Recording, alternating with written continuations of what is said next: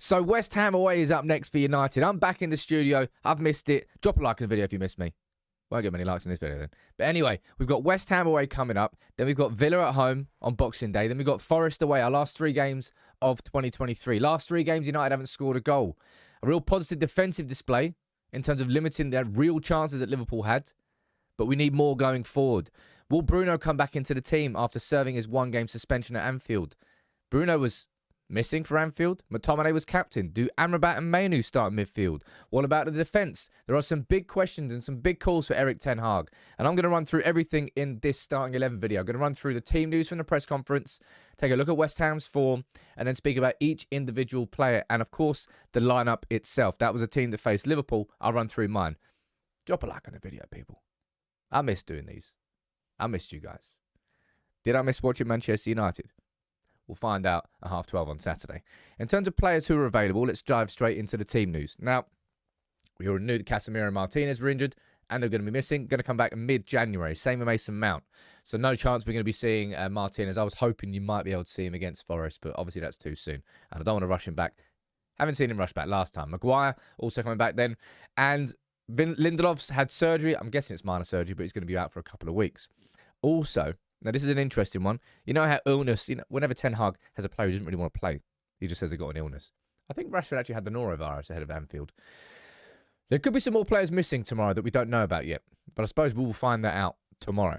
Now, when it comes to Man United's overall displays this season, you're probably looking at Chelsea at home as probably the best overall performance. Everton away in the league, that was pretty good.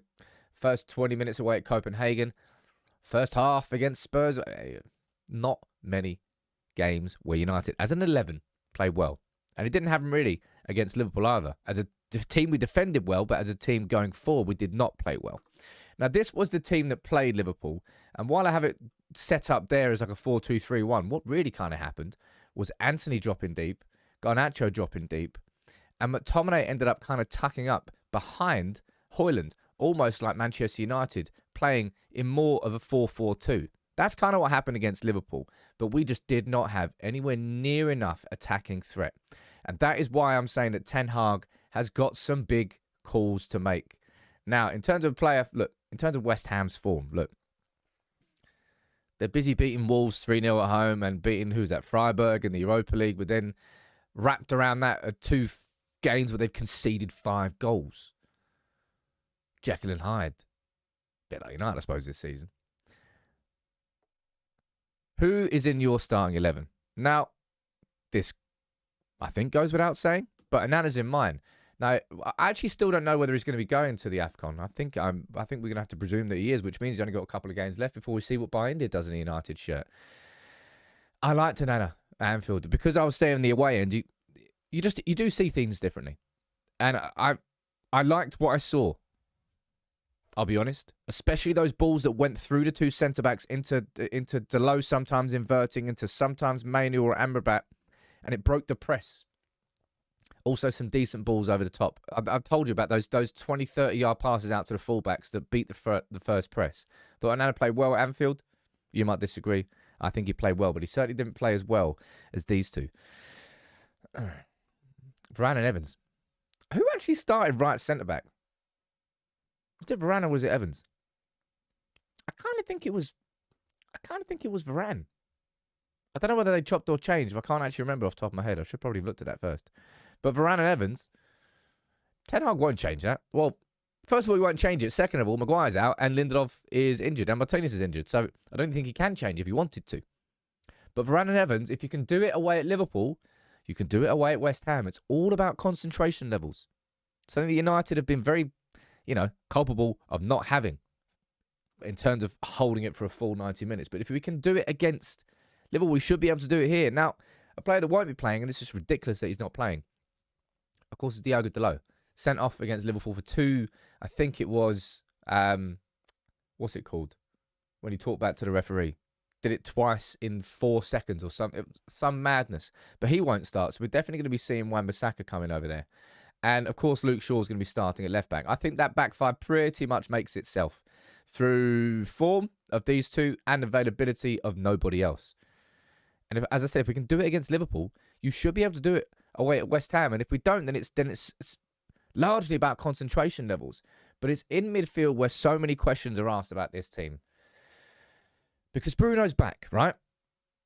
And Bruno, it's not even close as to anybody else in this team who influences us in a more positive sense going forward as an attacking unit and creating opportunities, creating chances.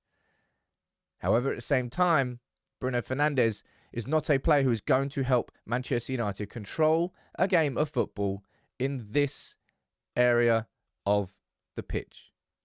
So what do you do? I mean, on paper, it's really obvious what you do, right? And it's McTominay over there, and it's Bruno coming in. That right there is the obvious play. But Eric Ten Hag has trusted McTominay since Brentford. He captained him at Anfield. Eric, for me, this is where you have to make a big call. You have to be able to, as a manager, take McTominay aside and say, you know what Fergie did? Like, rather than taking him out of a game, he would kind of go with the, I need you for Aston Villa sort of thing. I need you for that game at Old Trafford. That's where I want you to be at your absolute best. So in this game, I'm going to start Bruno Fernandes because he needs, without a shadow of a doubt, Kobbie Mainoo starts in this game, right? I think there's questions about whether Amrabat starts, whether Bruno starts, or whether McTominay starts.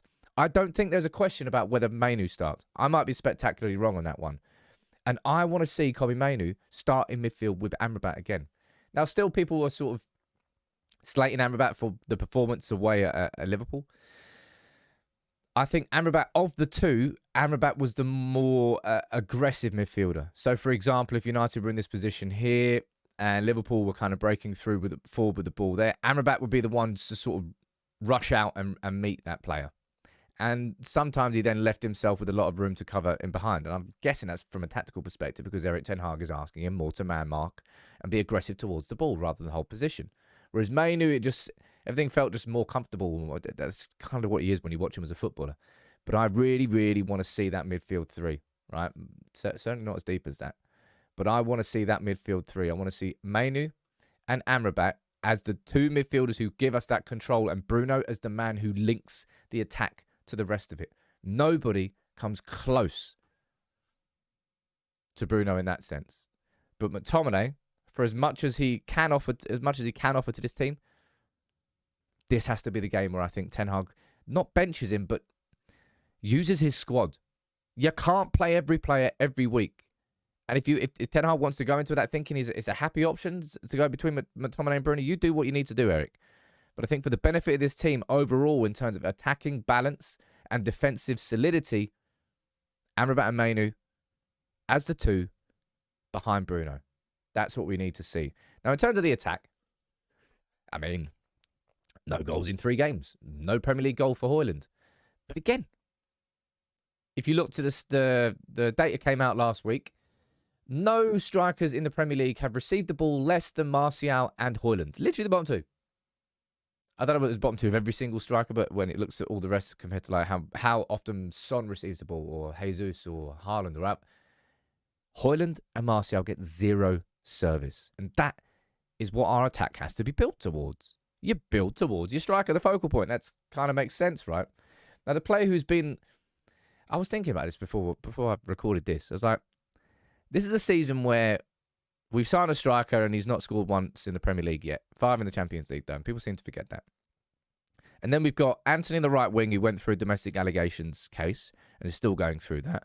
Then you've got Jadon Sancho, who called his manager a liar in public and then refused to apologise, and he's been booted out of the team. And then you've got Marcus Rashford, whose form has completely and utterly disappeared. He's the only one of any sort of positive growth that we've had out of all of our attackers. As Manchester United. Mind-boggling. I think he's really developed as a footballer.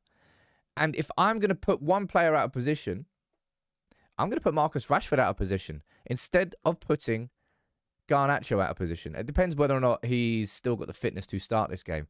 But I think what you could see, if he's fit, is this. Now, was it Galatasaray at home? I think it was. Where Rashford burst down the right-hand side, fired a cross in, and Højlund was in there from like 2 yards just to crash a header in. Goal at real pace and real intensity. If Rashford plays out on that right-hand side, it's not because Ten Hag wants Rashford to score. It's because Ten Hag wants Rashford to make those runs down there, to look up and find Højlund. And that's what we need to do against West Ham. Have the attacking shape and impetus of that. Get Bruno on the ball in these positions here so he can turn and face, and he can find those balls out there or those balls down there to then eventually get it in to Højlund. That's what I want to see. And that would be my start 11 then. The changes I've gone for are Wan-Bissaka coming in for the suspended Delo, Bruno coming in for Scott McTominay, and Rashford coming on the right wing instead of Anthony. There'd be my changes. What would yours be? What would your predictions be? It's nigh on impossible to predict what United turns up. I would never in a million years have predicted a 0-0 away at away at Anfield in a positive sense. As positive as a 0-0 can be. Given the expectations were a humiliation before it.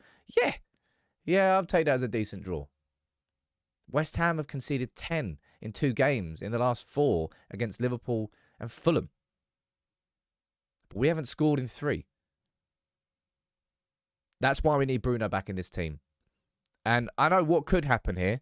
We could see Bruno play deeper against Bayern Munich. Made us a little bit more defensively sound, but we didn't have the attacking impetus going forward. So Bruno can't be playing deeper. You could technically play McTominay there. But then if you're going to play McTominay in these positions, that's not where the strengths of McTominay lie. That's where the strengths of Mainoo and Amrabat are. Bring McTominay on for the last 20, 30 minutes, please, Eric. That's what I want to see. My prediction for this game, I'm going to go for a 2-1 to United. An optimistic 2-1. You know, it's that 2-1's the sort of prediction where you're not quite sure what's going to turn up. But if it works, and we're slightly better than them, we'll go for a 2-1. I think we'll score. Don't think West Ham are going to keep a clean sheet. We kept a clean sheet against Liverpool last week, and I just hope he keeps Mainoo and Amrabat together. And I hope that he puts Bruno in from the start. Bring McTominay on as a sub, and he can have a big impact. Start Bruno. We need that attacking impetus. My prediction, my start 11. You can let me know yours in the comments below, as you always do. Be nice to win the year with 3 wins. As optimistic as that is, and it's very optimistic, it would be nice. Start with West Ham on Saturday.